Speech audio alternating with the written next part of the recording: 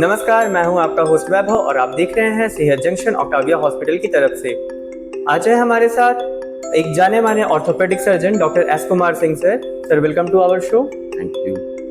Sir has more than 23 years of experience and sir ने अब तक orthopaedic, spine and joint replacement surgery में 10,000 से भी ज्यादा सर्जरीज करी है।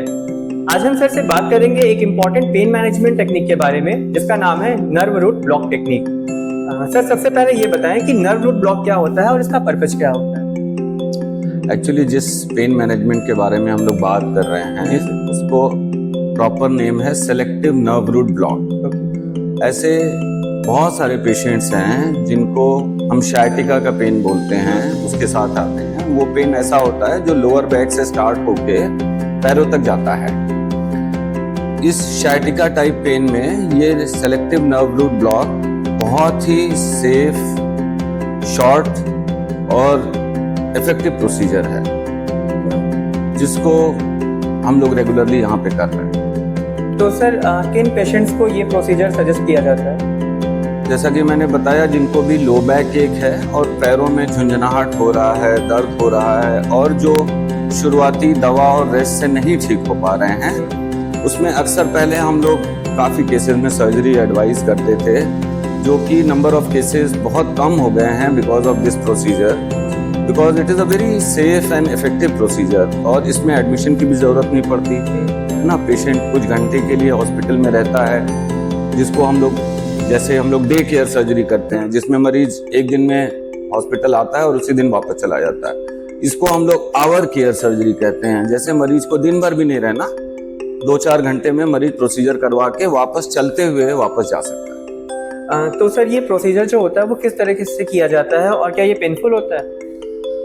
हाँ, पेन को ठीक करने के लिए ये प्रोसीजर होता है और मरीज को हम एडमिट नहीं करते हैं, ओपीडी बेसिस पे ही ये प्रोसीजर किया जाता है। ये प्रोसीजर ऑपरेशन थिएटर में करते हैं और अंडर सियाम गाइडेंस करते हैं। सियाम एक मशीन होती है जिसमें हम टारगेट करते हैं उस नर्व को जिसकी वजह से पेन हो रहा है, और ये बहुत ही प्रिसीजन वाला प्रोसीजर है। जैसे हवाई जहाज लैंड करता है, बहुत प्रिसाइजली लैंड करता है, एक्सीडेंट के चांसेस बहुत कम होते हैं। इसी तरह हम सियाम में टारगेट करते हैं उस नर्व रूट को और पेशेंट को पेन से रिलीफ देते हैं। ओके, तो सर क्या ये परमानेंट सॉल्यूशन है या फिर टेम्परेरी रिलीफ ही केवल देता है ये? देखिए, ऐसा है कि पेशेंट को बहुत जल्दी आराम हो जाता है और 70 to 80% केसेस में एक इंजेक्शन ही काफी होता है मरीज को परमानेंट रिलीफ देने के लिए।